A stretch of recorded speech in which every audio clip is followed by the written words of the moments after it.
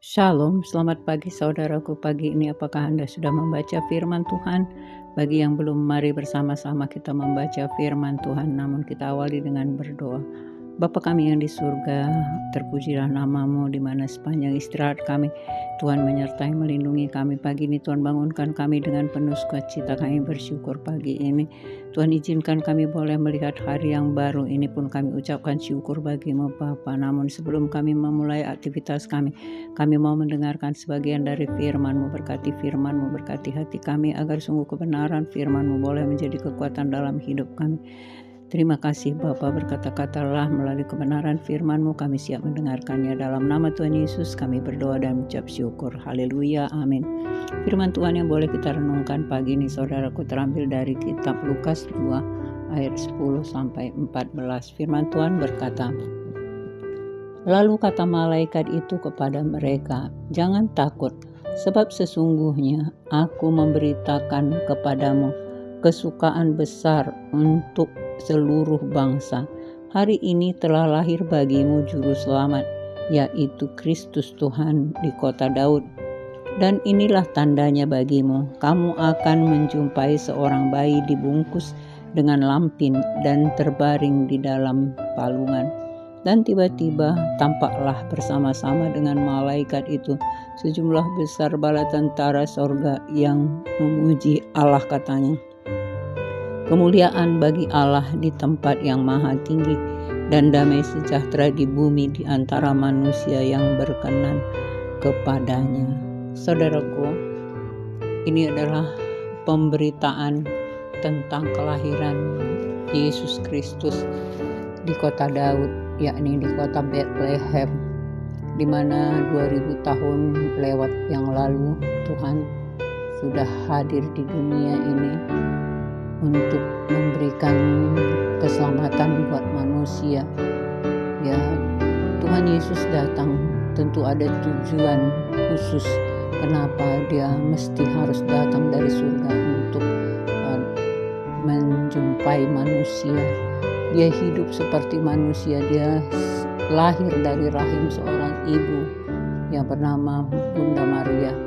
Nah, itu semuanya dilakukannya saudaraku supaya dia dapat menjangkau manusia yang dikasihinya, sementara manusia yang dikasihinya tadi sudah jatuh ke dalam dosa. Tidak ada cara untuk mendamaikan manusia dengan Allah selain harus Allah sendiri yang turun untuk mendamaikan manusia dengan Allah sendiri. Kita lihat di mana kelahiran Tuhan Yesus di bumi ini sungguh luar biasa saudaraku. Mungkin kalau orang yang lahir pada saat ini, mungkin tahun 2025 ini, mungkin tidak ada orang yang lahir di kandang domba atau di tempat yang kotor. Ya, walaupun mungkin dia tidak pergi ke rumah sakit, semiskin apapun dia, barangkali dia akan melahirkan di dalam rumah atau di dalam pondok ataupun di tempat yang pasti yang tidak seperti yang Tuhan Yesus tempatnya dilahirkan. Mengapa harus seperti itu saudaraku? Memang Tuhan datang ke dunia ini untuk menunjukkan bagaimana kerendahan hatinya, supaya manusia juga boleh menjadi contoh teladan. Karena kalau dia lahir tadi di istana, mungkin orang-orang istimewa saja, yang berpangkat tinggi, yang punya kedudukan, yang punya harta benda, yang orang kaya yang hanya boleh menjumpai dia. Tetapi ternyata Tuhan lahir di kandang domba. Maka yang pertama mendapat berita sukacita itu adalah para gembala. Nah, di sini kita lihat di ayat 10, jangan takut, sebab sesungguhnya aku memberitakan kepadamu kesukaan besar untuk seluruh bangsa.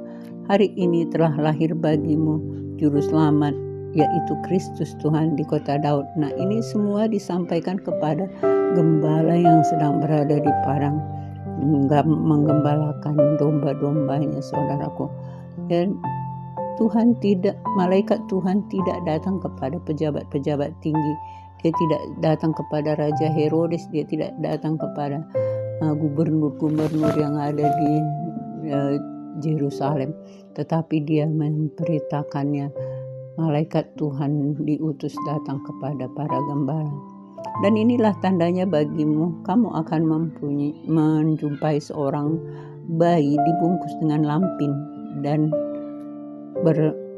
berbaring di dalam palungan. Nah, saudaraku, bagaimana kehidupan kelahiran Tuhan Yesus yang harusnya dia adalah raja di atas segala raja, Allah di atas segala Allah. Seharusnya dia berada di tahtanya yang maha kuasa, yang maha tinggi, tapi ternyata dia rela turun serendah-rendahnya di dunia ini sehingga dia lahir. Bahkan dia dibungkus di dalam palungan dengan lampin. Barangkali tentunya tidak serupa dengan lampin-lampin yang sekarang ini, saudaraku. Dia seadanya saja, apa yang ada itulah yang dibungkuskan kepada tubuhnya yang lahir sebagai anak manusia. Ya, jadi itulah saudaraku, bagaimana kasih Tuhan itu dinyatakan kepada manusia untuk mendamaikan manusia dengan Allah, karena memang hanya satu jalan yang bisa dilakukan untuk menebus dosa manusia, itu hanyalah melalui darah Yesus Kristus yang dicurahkan untuk keselamatan kita. Nah, bagaimana respon kita saat ini, saudaraku? Apakah kita mau menerima keadaan pendamaian itu? Apakah kita sudah menyucikan hati dan pikiran kita, tubuh, roh, dan jiwa kita ketika Tuhan datang di dalam hidup kita? Tentunya kita harus ada perubahan, pertobatan di dalam hidup kita, saudaraku. Jangan seperti yang lama. Kehidupan yang lama harus kita tinggalkan. Kalau mungkin dulu kita masih mau berdusta, nah mari kita tinggalkan. Jangan lagi kita mau berdusta. Atau mungkin dulu kita suka menipu orang, menyakiti hati orang, membenci, atau mungkin kita suka menggosipkan orang lain.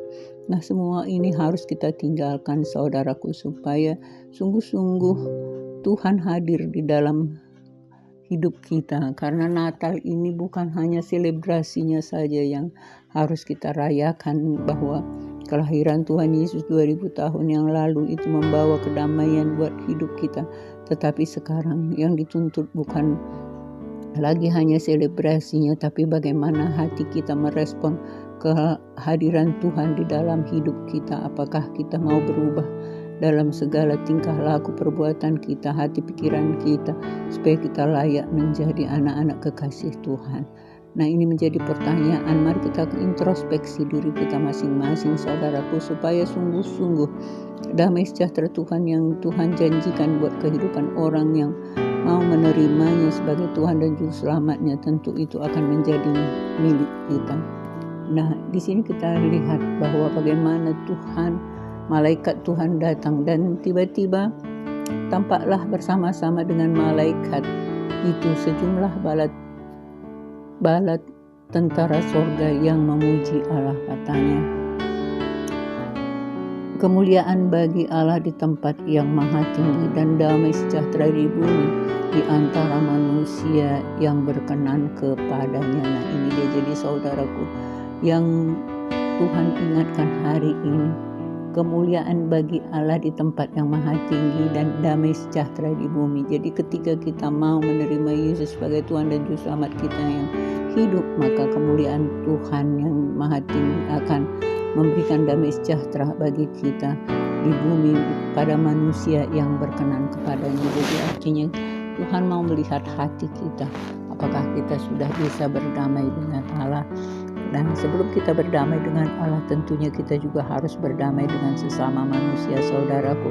Karena kalau kita tidak mau mengampuni kesalahan orang lain, tentu Allah Bapa juga tidak akan mau mengampuni kesalahan kita. Jadi ada perdamaian antara manusia dengan manusia dan perdamaian antara manusia dengan Allah. Jadi semuanya harus kita kerjakan. Jangan hanya sebagian yang kita mau, yang kita lakukan, tetapi yang lain kita abaikan.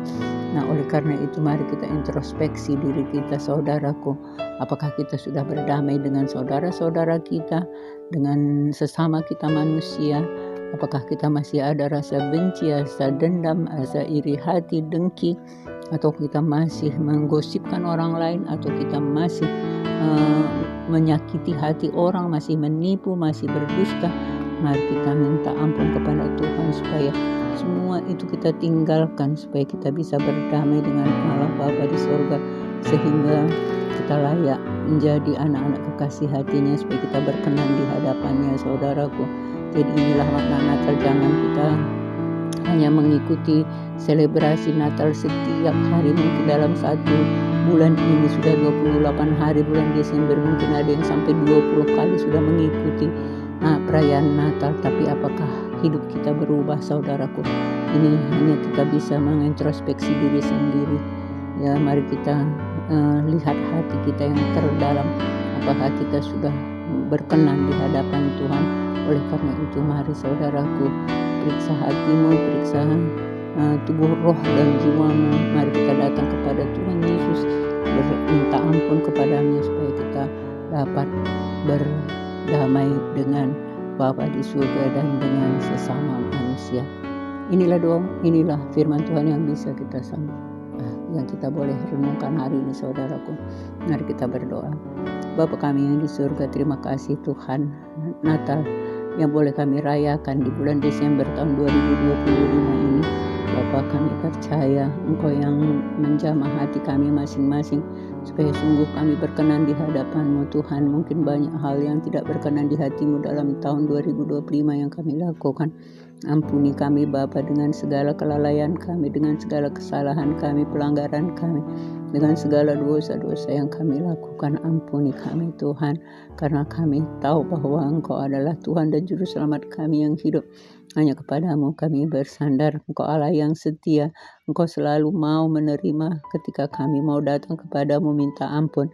Tidak pernah Tuhan mau abaikan segala permohonan doa kami. Tuhan, terima kasih Bapa, biarlah di tahun 2025 ini boleh kami lewati dengan penuh damai sejahtera, sukacita yang melimpah yang datangnya daripadamu, untuk boleh kami melangkah di tahun 2026. Semakin kami diperbaharui hati dan pikiran kami, tubuh, roh, dan jiwa kami, agar kami sungguh layak di hadapan-Mu menjadi anak kekasih hati-Mu Bapa. Biarlah kami boleh berkenan selalu di dalam hati-Mu Bapa.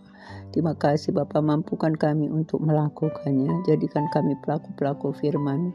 Kami bersyukur Bapa karena kasih-Mu. Dalam nama Tuhan Yesus kami berdoa dan mengucap syukur. Haleluya.